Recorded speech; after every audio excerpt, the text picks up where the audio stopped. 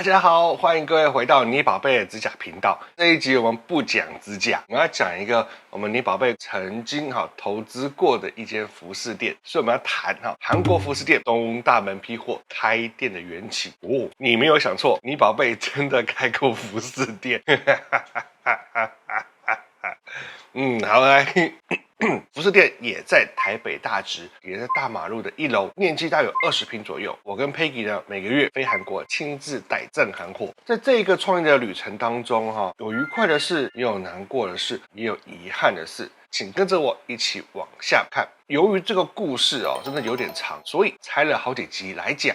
这边我们来讲它开始的原因。在影片开始之前，如果说觉得这个影片不错的话，请订阅、按赞、小铃铛，并且分享给你身边也想要开服饰店的朋友哦。开服饰店的原因。开店其实是有个很长期的想法的。第一个，美甲业、美甲师的职业生涯是有限的，那么大家就会担心，如果结婚生子，或者是以后视力不好要离开美甲业之后，那该靠什么过生活？他们收入怎么办？所以我就在想，其实我们可以利用我们你宝贝的客群，利用你宝贝的宣传去做一个平行的发展。这样子的话呢，也可以对你宝贝避免风险，多角化经营，也可以让我们的工作伙伴未来出路有更好的保障。所以我们在那个时候呢，就不断的寻找可以发展的副业。我们做了服饰，然后做了彩妆，然后我们也做了保养品，甚至还兼任这个摄影工作室的角色，非常复杂。可是But 就是这个 But， 当初和我们提想要终身雇佣制的同事们，现在都已经不在你宝贝了。人事的变迁不是你当初所想象得到的啊。另外一件事情是，你宝贝复杂的经营方式其实并不成功，东占一块西占一块，并没有让我们过得比较好。所以最后回归到专注本业，在问题指甲矫正上面。在这几年努力下来呢，其实我们发现到好好的扩张指甲店，就可以产生很多的职位，去养很多的人了。如果真的不适合做美甲师的时候，我们还有一堆事情可以等着退役的美甲师来帮我们做处理。开服饰店的原因，最近的原因是什么呢？第一个 ，Peggy 爸妈的店面突然间空了出来。第二个，我们认为在自己家的店面，我们才敢用最好的装潢、最棒的原料，不被受限于房东的涨租金或者是要退租的风险。所以说，我们决定要搬到自己的自有房子。第三点事情是 ，Peggy 很爱买韩国的衣服，所以身为男朋友的我常常陪她逛街。记得要逛街，那不如我们就去东大门批货吧。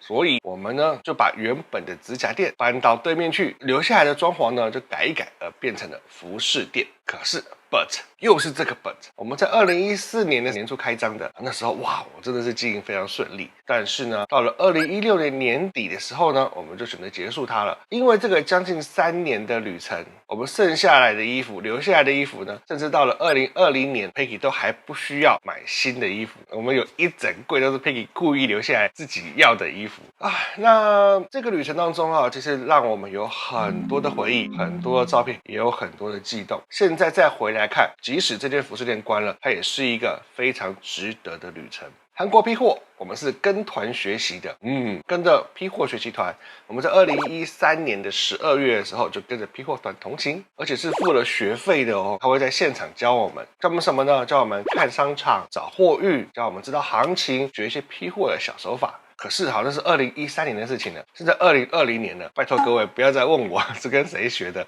我连是谁都不知道了来，我们看下一张，2013年12月首尔下大雪的样子。是的，去韩国批货的人就要冒着这样子的大雪来批货，吓死人。讲到开店，就要谈到2013年的韩货潮。2013年那一年开始，韩国服饰在台湾非常受欢迎，网络上面还盛传服饰店基本上3个月就回本了。那我也有朋友的朋友告诉我，是的，就3个月回本。所以这个时候大家一致认为展店批货连线就像印钞票一样，甚至还有同行他说他1个月的量就是1卡车的量。前面讲几件事情可能有些对，有些错，但是呢，至少最后这一项我看到的事情是，我们同行的那个同行真的1个月就批1卡车的货，1卡车1卡车1个月卖完。韩国批货的组织状态，会去韩国批货的大概有分几种组织方式。个人跑单帮是最多的，属于算苦行僧的走法。再来是夫妻或者是好友们一起同行，有点像是一边批货一边旅行。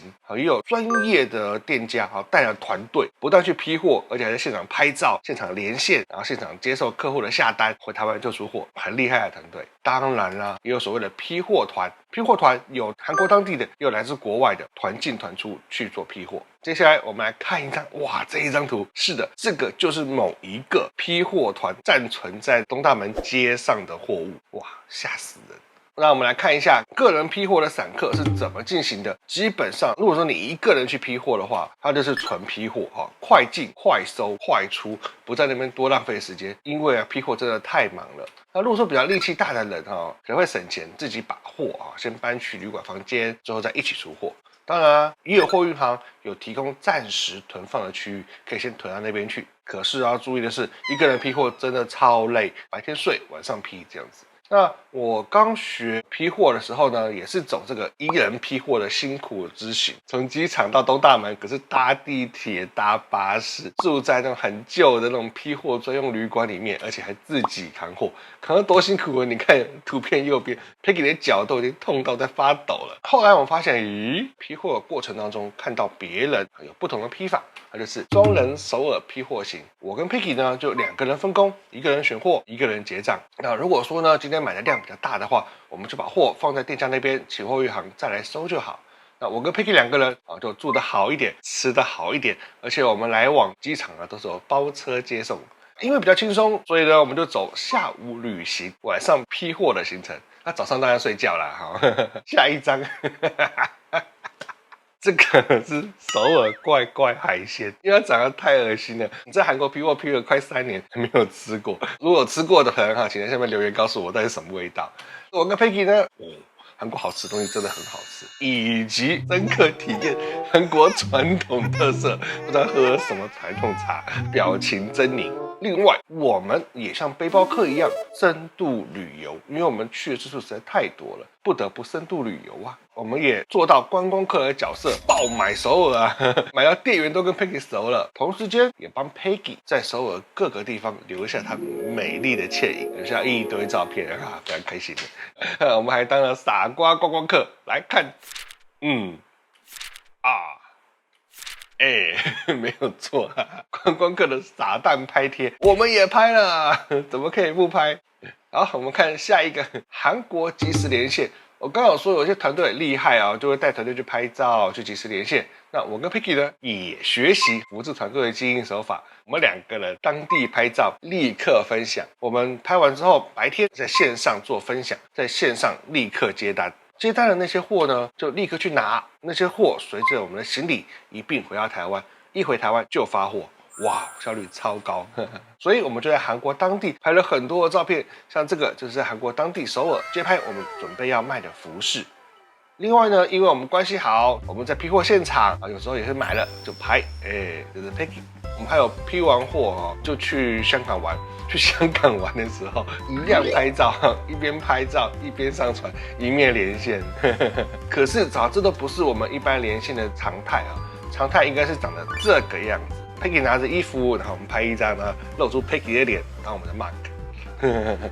批货团的运作方式，批货团原则上就是东大门团进团出。快进快出，他们的特色就是全团的货物呢会一起暂存，一起运送。他们很多时候呢，像补货啦、取货啦，或者在店家之间有些争议啦、补钱啊、退钱等等，都是由团长去处理的。但我们一般批客就不用管这些杂事，效率高、速度快、成本低。但是虽然货运行可以配合我们，可是亚瑟实在是不适合团体生活，还是比较喜欢和 Peggy 一起去旅行购物。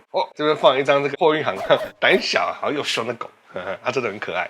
那批货团的运作方式是什么呢？基本上比较适合以实体为主的服饰店，像在社区里面卖给熟人熟路的人的店。它本身采用高强度的批货速度，真的非常的快，通常只有1-2天的时间。它的机票跟住宿呢都是自由行的水准，所以真的很便宜。而且因为他们是团体大量运送，和货运行讲好的，所以他们的运费也非常的低，算是最划算的批货方式。那不是只有台湾人有批货团，其实韩国人也有批货团。像这一张就是韩国人的批货团，你看他们还有人在帮他们看货呢。东大门批货的几个准则，这几点一定要注意。第一个，韩币现金支付；第二个，不能杀价；第三个，不能试穿；第四个，至少2件起批。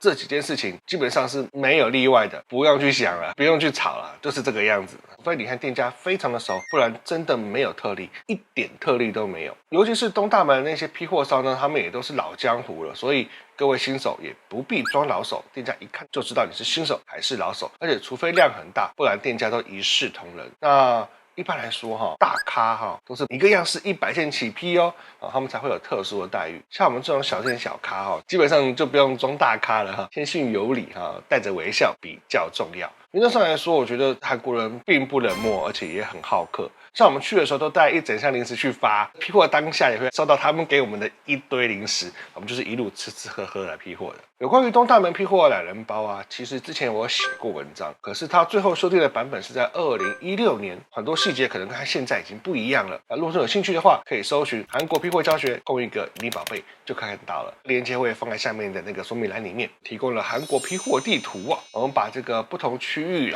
标出来，然后不同的东西在哪没买也标出来，可以去看一下。正韩货服饰的苦与乐，经营这间店2014年到2016年大概2年多的经营它其实有赚钱，有交到朋友，也有很多不同的体会。那每个月固定批货兼美食旅行，那实在是很开心的事，所以结合玩乐也让我人生中获得难得的体验。像我和 Peggy 就等于是每个月都要去韩国约会一下。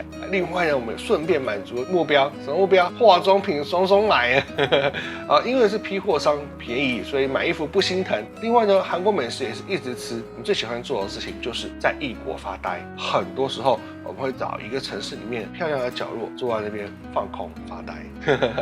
可是很奇怪的事情是 ，Peggy 帮我拍的发呆照，就像痴呆老人。那经营韩货呢，也有苦的地方。什么地方呢？第一个，它的批货时间是颠倒的，它是晚上批货，所以身心都累。第二个是因为要一直走路，所以说 Peggy 的小腿就出现了静脉曲张。另外第三点，经营服饰店的时候，让我们看到更多人性丑恶的那一面，不知该如何讲第四点是店结束的时候真的很惆怅，因为呢，那个店是投入了非常多的心力的。收掉的时候真的很不开心。为什么说很多心力呢？那是因为其实批货很累，理货也很累，出货更累尤其是像我们为了省钱，所以说我们的鸡加酒都是事先买好的。如果不去，我们就没有货可以卖，所以即使生病了，你也得去。有一次我亚瑟痔疮开刀，结果1周后还是照原定计划飞首尔。我们在批货的时候，我痔疮的血还在所以开这间店其实是有愉快、有难过，也有遗憾。对我来说，创业失败其实并不难过，但是这间店最遗憾的事情是，图片中出现的那位同事已经因为某件事情离开人世了。对这我一直觉得，就这样。所以我也用这个影片感谢曾经一起努力过的所有人。太沉重了是吗？好，来下一集我们来讲这个服饰店的成本与售价，很专业的影片如果各位有兴趣的话，请订阅、按赞、小铃铛，并且追踪我们，还有分享我们，这样子你才会看到下一个关于服饰店定价的影片那今天影片就到这边，大家拜拜。